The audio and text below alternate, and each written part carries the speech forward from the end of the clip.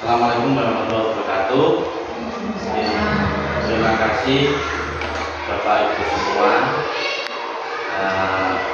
Ibu kepala sekolah dan rekan-rekan Ibu SD 1 Jalur Kidul yang terbentuk dalam kelompok belajar sekolah. Di sini saya ingin mempresentasikan hasil diskusi kemarin yang saya diskusikan dengan Ibu kepala sekolah dan fasilitator KBS tentang RTL, tindakan tindak lanjut di pola tindak dasar manipulatif sepak bola atau football. Ini di program PKB PJOK angkatan 1 Kudus kelas 5. Kemudian latar belakang dari kegiatan ini, sepak bola adalah tim populer yang dimainkan antara dua tim yang terdiri dari 11 pemain. Tujuannya untuk mencetak lebih banyak gol daripada tim lawan yang menggunakan bola ke depan. Permainan sepak bola, anak-anak bisa belajar gotong royong, saling menghargai, berkompakan, serta kebersamaan. Melalui mata pelajaran PJOK, sepak bola merupakan salah satu kreativitas dalam metode pembelajaran. Dan kemudian tujuannya yaitu program pengadaan RTL ini, yaitu yang pertama menciptakan pengalaman pendidikan gerak yang bermakna dan menyenangkan. Kemudian membangun kolaborasi dan bersama tim, menanamkan apresiasi dan mengembangkan sikap positif untuk atlet secara jasmani sepanjang hayat sebagai upaya peningkatan keseluruhan kualitas hidup bagi peserta didik. Kemudian memfasilitasi pembelajaran PJOK yang berpusat pada peserta didik dengan melibatkan komunitas belajar dalam sekolah yang dilakukan Bapak Ibu guru dan kepala sekolah serta komite. Kemudian peserta didik dapat menjelaskan prosedur melakukan variasi dan kombinasi gerak manipulatif, yaitu menggiring, mengoper, dan menghentikan bola. Kemudian yang ingin dicapai dalam kegiatan ini yaitu peserta didik mengetahui teknik dasar permainan sepak bola, dan peserta didik dapat meningkatkan kemampuan gerak otomotor dan manipulatif dalam satu permainan sepak bola. Dan ketiga, peserta didik dapat mengetahui cara mempraktikkan teknik dasar sepak bola, dapat meningkatkan kesehatan dan kebugaran. Peserta didik dapat menjelaskan variasi teknik dasar sepak bola secara kreatif. Kemudian guru PJOK dapat berkolaborasi dengan rekan sejawat guru kelas dalam melaksanakan program KBS di sekolah.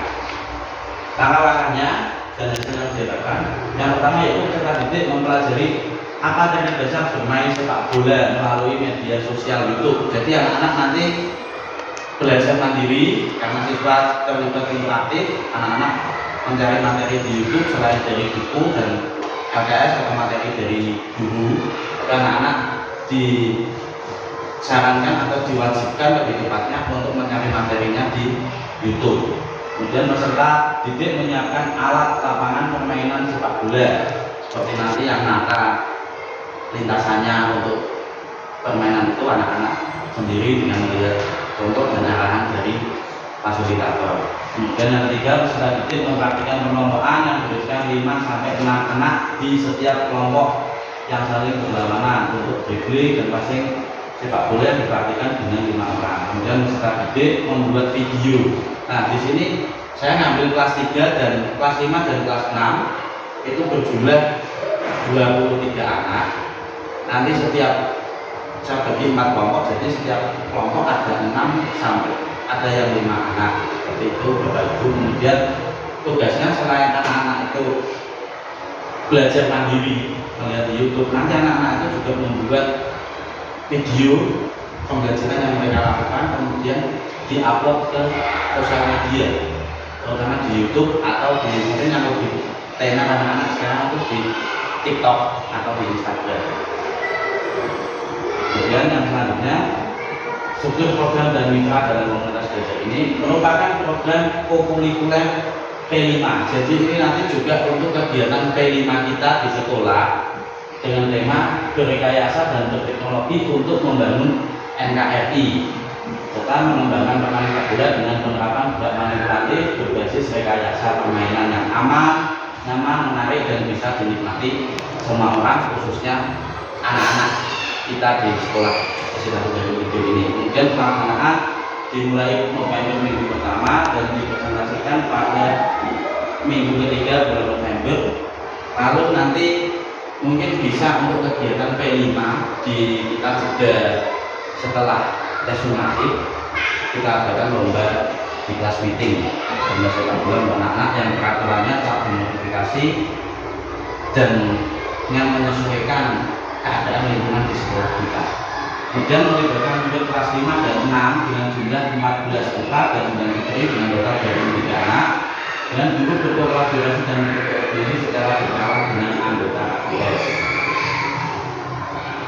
Pernyataan tentang kapasitas yang dimiliki sekolah. Yang pertama, kita memiliki aset manusia, yaitu ada kepala sekolah, komunitas belajar sekolah yang mendukung seperti kelompok kita ini, kemudian guru PCOK, guru kelas, murid kelas 5 dan 6 yang berjumlah 23 anak yang mampu berkolaborasi dengan baik. Kemudian ada aset finansial, yaitu dana BOS untuk mendukung program, melengkapi alat dan juga penyediaan konsumsi pada saat masa program. Kemudian aset fisik, memiliki lapangan olahraga dan ruang kelas, kemudian laptop, notebook, LCD projector, wifi yang menunjang program yang akan kita laksanakan ini. Kemudian rencana evaluasinya, evaluasi tujuan pembelajaran ini yaitu wawancara guru dan beberapa peserta didik. Kemudian kita akan rencana evaluasi kerja tim, refleksi secara lisan dengan guru dan murid. Jadi setelah melakukan kegiatan, kita bertanya pada murid apa pembelajaran yang telah dilakukan tadi dan di mana kesulitannya. Nanti baru kita selesaikan masalah yang ada. Kemudian mengumpulkan umpan balik dari murid yang ditulis di post-it, atau anak-anak nanti bisa menulis di kertas atau di post-it dipajang di depan yang sulit di bagian mana. Kemudian pengembangan perbaikan perubahan, catatan penyelenggaraan guru. Kemudian refleksi dulu, wawancara dulu terhadap perencanaan, pelaksanaan dan pengelolaan pembelajaran. Nanti itu bisa dievaluasi dan direfleksi oleh ibu kepala sekolah sebagai pembina KPS pada tim KPS yang kegiatan yang telah dilaksanakan tersebut. Kemudian kemungkinan tantangan, ini tantangan yang terjadi nanti di lapangan saat program ini dilaksanakan. Yang pertama yaitu kurangnya minat motivasi murid laki-laki untuk berpartisipasi dalam kegiatan sepak bola, karena mengingat jumlah murid laki-laki di kelas 5 itu hanya 3 orang, kemudian di kelas 6 sebaliknya hanya murid perempuan 2 orang. Kemudian yang kedua tantangannya beberapa murid menghadapi kesulitan dalam kegiatan sepak bola, terus menjaga komitmen dan kombel dan murid dalam melaksanakan foto. Nah itu kita yang sulit biasanya menjaga komitmen kita untuk saling bekerja sama. Mungkin ada kesibukan antar guru satu sama lain, kita kan kurang tahu ya belum banyak. Mungkin solusi yang saya berikan agar anak-anak tertarik, memberikan reward bagi kelompok terbaik. Jadi setelah dikelompokkan tadi, kelompok yang terbaik kita berikan reward, entah berupa hadiah apa atau close bagaimana itu dan merupakan reward. Kemudian yang kedua memberikan gambaran dan memandu dengan memberi umpan balik yang spesifik. Terus ketiga, selalu mengingatkan pentingnya komitmen bersama demi tercipta tujuan program yang diharapkan. Jadi untuk saling mengingatkan itu ada tanggung jawab kita bersama sebagai satu kesatuan di lingkungan SD1 yang ini. Nah ini dokumentasi yang kemarin sudah sebelum saya presentasikan di depan Bapak Ibu semuanya. Saya bersama Pak Arif sebagai fasilitator, Bu Fatima, Bu Lili, guru kelas 6 sebagai fasilitator, dan Bu Iin sebagai guru TIK fasilitator di ruang kepala sekolah yang dibina oleh Bu Mujiatur sebagai kepala sekolah. Mungkin ada yang mau ditanyakan dulu tentang kegiatan ini Bapak Ibu untuk bilang. Itu nanti kegiatannya hanya berlaku di kelas 5 dan 6 saja atau semua kelas. Terima kasih. Tapi dengan kan bilang untuk nanti di kelas meeting bisa digunakan untuk kegiatan. Ya terima kasih Bu Lela. Tadi saya mau mengatakan kegiatan ini tadi coba di slide ketiga ke 5 Bu Lela. Nah, tadi saya mengatakan ini untuk program populer P5 itu tidak hanya di kelas 5 dan 6.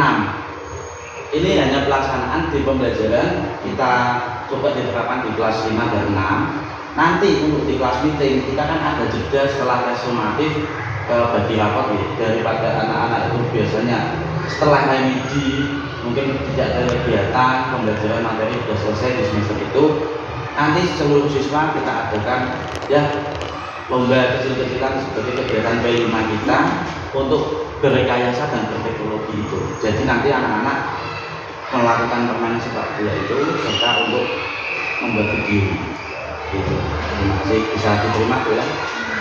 Saya Iya, boleh.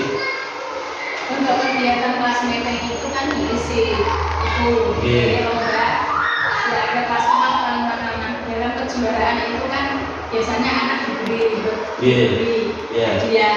Berarti kita sebelumnya kan sudah menyediakan Ya. Nah, itu yang untuk bisa menyemangati anak untuk ikut dan giat dalam Ya, itu terima kasih Bu Lili saran dan masukannya. Tadi memang tantangan di kesulitan kita itu kan ada cuma tertariknya. Terus solusinya, salah satu solusi yang saya berikan, kita memberikan reward. Nah, kalau itu nanti kok dalam pelaksanaan misalkan kelas 5 dan 6 mereka lebih besar, jadi timnya kita tambah agar seimbang ketika di kelas meeting. Namun ketika di pembelajaran ini nanti saya juga campur antara kelas 5 dan 6, jadi satu kelompok itu ada yang kelas 5 ada yang kelas 6 dan ceweknya kita bagi sehingga biar adil, semua anak memiliki hak yang sama dalam melakukan pembelajaran tersebut. Ya, seperti itu Bu. Terima kasih. Mungkin ada masukan atau pertanyaan lain dari Bapak Ibu Guru. Pak Arif, kemarin. Oke, terima kasih. Dari Bu Kepala. Oke. Kalau dirasa cukup, itu tadi yang bisa saya sampaikan ke Bapak Ibu semua. Saya tidak bisa melaksanakan kegiatan ini sendiri kecuali dari bantuan Bapak Ibu Guru semuanya agar semua kegiatan kita berjalan lancar, dan ini juga untuk sekolah kita sendiri. Sebelumnya atas bantuan dan motivasinya untuk pelaksanaan program ini saya ucapkan banyak terima kasih dari saya. Apabila ada kata yang salah saya mohon maaf.